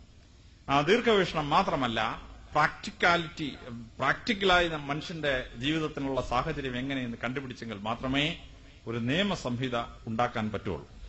ഇതല്ലാത്ത ഒരു നിയമസംഹിത ഉണ്ടാക്കിയാൽ അത് ഒരു തലമുറയ്ക്കകം അമെന്റ് ചെയ്ത് ഭേദഗതി ചെയ്ത് അങ്ങ് നഷ്ടപ്പെട്ടു പോകും. പ്രവാചകൻ ഉണ്ടാക്കിയ നിയമങ്ങളെപ്പറ്റി നിയമവിശാരദന്മാർ വളരെ കൂലങ്കുഷമായിട്ട് പഠിച്ചു. ആ കൂലങ്കുഷമായിട്ട് പഠിച്ച പല നീതി പണ്ഡിതന്മാർ പറയുന്നത് പ്രവാചകൻ നിയമം ഉണ്ടാക്കിയ ചില നിയമങ്ങൾ അത്ഭുതാവഹം എന്ന് മാത്രമേ പറയാൻ പറ്റുന്നതാണ്. കാരണം 1400 കൊല്ലത്തിന് മുമ്പ് പ്രവാചകൻ ജീവിച്ചിരുന്ന അറബി നാട്ടിൽ സ്ഥായിയായ ഒരു ഭരണഘടന ഉണ്ടായിരുന്നില്ല. 1400 കൊല്ലത്തിന് മുമ്പ് പ്രവാചകൻ ജീവിച്ച അറബി നാട്ടിൽ സ്ഥായിയായ ഒരു ക്രിമിനൽ ലോ ഉണ്ടായിരുന്നില്ല. There was no criminal law, something to which he can refer to. അങ്ങനെ ഒരു സാഹചര്യത്തിൽ പ്രവാചകൻ നിയമങ്ങൾ ഉണ്ടാക്കാൻ തുടങ്ങുകയാണ്. ഓരോന്നോരോന്നായിട്ട് നിയമം. അദ്ദേഹം നിയമങ്ങൾ ഉണ്ടാക്കുമ്പോൾ he cannot immediately or abruptly change a law. If he does that, there will be revolt. അപ്പൊ ഇത് tradition and change, tradition and transformation, ഇത് രണ്ടിനെയും കൂടെ മെർജ് ചെയ്താൽ മാത്രമേ അത്ഭുതാവഹമായ നിയമങ്ങൾ ഉണ്ടാക്കാൻ പറ്റൂ. നിയമത്തെപ്പറ്റി പഠിച്ച വിശാരദന്മാരായ പണ്ഡിതന്മാർ അദ്ദേഹത്തിന്റെ ചില നിയമങ്ങളെപ്പറ്റി കമന്റ് ചെയ്തിട്ടുണ്ട്. അദ്ദേഹത്തിന്റെ ഓരോ നിയമത്തെപ്പറ്റിയും കമന്റ് ചെയ്യാൻ വിശാലമായ ദിവസങ്ങളോളം വേണം. പക്ഷെ ഏതാനും ചില നിയമങ്ങൾ പരിശോധിക്കുമ്പോൾ തന്നെ the greatness of prophet as a lawgiver comes out. അതിൽ ശ്രദ്ധേയമായ 2-3 ഉദാഹരണങ്ങൾ മാത്രം എടുക്കുമ്പോൾ മനസ്സിലാക്കാൻ പറ്റും. അതിൽ ഏറ്റവും ആദ്യത്തെ ഒരു നിയമം സ്വത്ത് ഭാഗിക്കുമ്പോഴും സ്വത്തിന് സക്സഷൻ ഉണ്ടാക്കുമ്പോഴും ഉണ്ടാവുന്ന ഒരു നിയമമാണ്. ലോകത്തിൽ പ്രവാചകൻ ജനിക്കുന്ന കാലം വരെ സ്ത്രീകൾക്ക് സ്വത്തവകാശം ഭൂമിയിലെ ഒരു കമ്മ്യൂണിറ്റീസിലും ഉണ്ടായിരുന്നു. ഇന്ത്യയിൽ സ്ത്രീകൾക്ക് സ്വത്തവകാശം ഉണ്ടായിരുന്നില്ല. യൂറോപ്പിൽ സ്ത്രീകൾക്ക് സ്വത്തവകാശം ഉണ്ടായിരുന്നില്ല. ആഫ്രിക്കയിൽ സ്ത്രീകൾക്ക് സ്വത്തവകാശം ഉണ്ടായിരുന്നില്ല. വടക്കേ അമേരിക്കയിലും തെക്കേ അമേരിക്കയിലും സ്ത്രീകൾക്ക് സ്വത്തവകാശം ഉണ്ടായിരുന്നില്ല. സ്വത്ത് വിഭജിക്കുമ്പോൾ ആൺകുട്ടിയുടെ പകുതി സ്വത്ത് പെൺകുട്ടി കൊടുക്കണം എന്ന നിയമം പ്രവാചകൻ ഉണ്ടാക്കിയപ്പോൾ അത് ലോകത്തെ മാറ്റിമറിച്ച അത്ഭുതാവഹമായ ഒരു നിയമസംഹിതയാണ് എന്ന് ചരിത്രകാരന്മാർ പറയും. സ്ത്രീകൾക്ക് ആദ്യമായി സ്വത്തവകാശം കൊടുത്തത് അദ്ദേഹമാണ്. പ്രവാചകൻ ഉണ്ടാക്കിയ മറ്റൊരു നിയമത്തെപ്പറ്റി ലോകത്തിലെ നിയമവിശാരദന്മാർ സംതിങ് എക്സ്ട്രാ ഓർഡിനറി എന്നാണ് പറയുന്നത്. കാരണം ലോകത്തിൽ സ്ത്രീകൾക്ക് 20ാം നൂറ്റാണ്ട് വരെ എത്തിയിട്ടും പിതൃസ്വത്ത് അവകാശം ഉണ്ടായിട്ടുണ്ട് ചില രാജ്യങ്ങളിൽ. മാതൃസ്വത്തവകാശം ഉണ്ടായിട്ടുണ്ട് ചില സമൂഹങ്ങളിൽ, ഭ്രാതൃസ്വത്ത് അവകാശം ഉണ്ടാക്കിയിട്ടുണ്ട്, സഹോദരന്റെ സ്വത്തവകാശം ഉണ്ടാക്കിയിട്ടുണ്ട്. പക്ഷെ പുത്രസ്വത്ത് അവകാശം എന്നൊരു സാധനം നിയമത്തിൽ കൊണ്ടുവന്നത് പ്രവാചകൻ ചെയ്ത അത്ഭുതകരമായ ഇന്നോവേഷനാണ്. ഒരമ്മ ജീവിച്ചിരിക്കുമ്പോൾ ഒരാൺകുട്ടി മരിച്ചാൽ ആ ആൺകുട്ടിയുടെ സ്വത്തിന്റെ 1/6 അമ്മയ്ക്ക് കിട്ടണം എന്നുള്ള നിയമം. ഈ പുത്രസ്വത്ത് അവകാശം എന്ന് പറയുന്ന റെവല്യൂഷൻ ഈ സംതിങ് എക്സ്ട്രാ ഓർഡിനറി. പ്രാക്ടിക്കൽ എന്ന് മാത്രമല്ല, കാലാതിശയിയായ ഒരു നിയമമാണ് അവിടെ അദ്ദേഹം അവതരിപ്പിക്കുന്നത്. എന്നാൽ അദ്ദേഹം ഉണ്ടാക്കിയ ഏറ്റവും ഭയങ്കര നിയമം എന്ന് പറയുന്നത് സ്ത്രീ സംരക്ഷണത്തിനു വേണ്ടി അദ്ദേഹം ഉണ്ടാക്കിയ സ്ത്രീധനം മറുദിശയിലേക്ക് ഒഴുക്കിയ അത്ഭുതമാണ്. ലോകത്തിലെ എല്ലാ സമൂഹങ്ങളിലും വിവാഹം കഴിക്കുമ്പോൾ പെൺകുട്ടിയുടെ വീട്ടിൽ നിന്ന് പുരുഷന്റെ വീട്ടിലേക്കാണ് സ്ത്രീധനം പോയിക്കൊണ്ടിരുന്നത്. പെൺകുട്ടിയുടെ വീട്ടിൽ നിന്ന് ആൺകുട്ടിയുടെ വീട്ടിലേക്കാണ് സ്ത്രീധനം കൊടുത്തുകൊണ്ടിരുന്നത്. പക്ഷെ പ്രവാചകൻ ആ നിയമം മാറ്റി എഴുതി. അദ്ദേഹം പറഞ്ഞു, വിവാഹം കഴിക്കുമ്പോൾ ഒരു മൊഹർ പെൺകുട്ടിയുടെ വീട്ടിലോട്ട് കൊടുത്തിട്ട് വേണം കല്യാണം കഴിക്കാൻ എന്നാണ്. അറബി ദേശത്ത് 9 പെൺമക്കളുള്ള ഒരമ്മയുണ്ടെങ്കിൽ അവൾ അറബി ദേശത്തെ ഏറ്റവും പണക്കാരിയായ സ്ത്രീയായിരിക്കും. 9 മൊഹറാണ് അവൾ കിട്ടാൻ പോകുന്നത്. കേരളത്തിൽ ആർക്കെങ്കിലും 9 പെൺമക്കളുണ്ടെങ്കിൽ കയറ് വാങ്ങിച്ച് തൂങ്ങിച്ചാവുക അല്ലാതെ വല്ല മാർഗവും ബാക്കിയുണ്ടോ എന്ന് സംശയമാണ്. പക്ഷേ സ്ത്രീയുടെ വീട്ടിൽ നിന്ന് പുരുഷന്റെ വീട്ടിലേക്ക് സ്ത്രീധനം പോയിക്കൊണ്ടിരുന്ന ഒരു ലോകത്ത് പുരുഷന്റെ വീട്ടിൽ നിന്ന് സ്ത്രീയുടെ വീട്ടിലേക്ക് സ്ത്രീധനം ഒഴുക്കിയ ഏക സംഭവം പ്രവാചകൻ ഉണ്ടാക്കിയ നിയമമാണ്. പെണ്ണ് പെണ്ണല്ല പൊന്നാണ് എന്ന് തെളിയിച്ച അദ്ദേഹമാണ്. പെണ്ണിനെ കല്യാണം കഴിച്ച് കൊടുക്കുമ്പോൾ പെണ്ണിന്റെ അമ്മയ്ക്ക് ഇങ്ങോട്ട് കിട്ടുന്നത് പൊന്നാണ്. നമ്മൾ ആലങ്കാരികമായ മലയാള ഭാഷയിൽ പറയും പെണ്ണ് പെണ്ണല്ല പൊന്നാണെന്ന്. പെണ്ണ് പെണ്ണല്ല പൊന്നാണെന്ന് ആദ്യം തെളിയിക്കുന്ന പ്രവാചകനാണ്. അങ്ങനെ ഒരു നിയമം ലോകത്തിൽ ഏതെങ്കിലും രാജ്യത്ത് അതിന് ശേഷം ഉണ്ടായിട്ടുണ്ടോ? അതിന് മുമ്പ് ഉണ്ടായിട്ടുണ്ടോ? ഇല്ല. പ്രവാചകന്റെ ആ പ്രാക്ടിക്കൽ നിയമം എന്ന് പറയുന്നത് സ്ത്രീകളെ പീഡിപ്പിക്കുകയും സ്ത്രീകളെ വഷളാക്കുകയും ചെയ്യുന്ന എല്ലാ സിസ്റ്റത്തെയും മറികടക്കുന്ന അത്ഭുതാവഹമായ ഒരു നിയമമാണ്. അതുകൊണ്ട് തന്നെ social laws and political laws ഉണ്ടാക്കിയപ്പോൾ ക്രാന്തദർശിയായ അദ്ദേഹം ഉണ്ടാക്കിയ ഇന്നോവേഷൻസ് ലോകത്തിലെ മറ്റൊരു നിയമവിശാരദന്മാർക്കും പിന്നീടോ അതിനു മുമ്പ് ഉണ്ടാക്കാൻ കഴിയാത്ത നിയമമാണ്. ആത്മഹത്യകൾ തടയണം. ആത്മഹത്യകൾ തടയാൻ ലോകത്തിൽ എത്രയോ ഭരണാധികാരികൾ നോക്കി, പറ്റിയോ? 1,00,000 പേര് ഒരു കൊല്ലം ജീവിച്ചിരിക്കുമ്പോൾ 12 പേർ ആത്മഹത്യ ചെയ്യും. ലോകം മുഴുവൻ വേൾഡ് ആവറേജ്. ഇന്ത്യയിൽ 14 പേർ ആത്മഹത്യ ചെയ്യും. പക്ഷേ കേരളത്തിലാണെങ്കിൽ ആത്മഹത്യയുടെ കാര്യത്തിൽ വേൾഡ് റെക്കോർഡാണ്. 1,00,000 പേർ ഒരു കൊല്ലം ജീവിച്ചിരിക്കുമ്പോൾ 34 പേരാണ് ആത്മഹത്യ ചെയ്യുന്നത്. അതിൽ തന്നെ ഇടുക്കിയിലും വയനാട്ടിലുമൊക്കെ 54 പേരാണ് ആത്മഹത്യ ചെയ്യുന്നത്. ആലപ്പുഴ ജില്ലയിലെ നൂറനാട് എന്ന് പറയുന്ന ഗ്രാമം സൂയിസൈഡ് വില്ലേജ് എന്നാണ് അതിനെ അറിയപ്പെടുന്നത്. 1,00,000 പേർ ഒരു കൊല്ലം ജീവിച്ചിരിക്കുമ്പോൾ 64 പേരാണ് ആത്മഹത്യ ചെയ്യുന്നത്. പക്ഷേ ലോകത്തിലെ ഏറ്റവും കുറച്ച് ആത്മഹത്യയുള്ളത് സൗദി അറേബ്യ എന്ന് പറയുന്ന രാഷ്ട്രത്തിലാണ്. 1,00,000 പേർ ഒരു കൊല്ലം ജീവിച്ചിരിക്കുമ്പോൾ 0.4, 1-ൽ താഴെയാണ് അവിടുത്തെ ആത്മഹത്യ. ഖത്തർ ആത്മഹത്യ ഏറ്റവും കുറവുള്ള ഒരു രാജ്യം.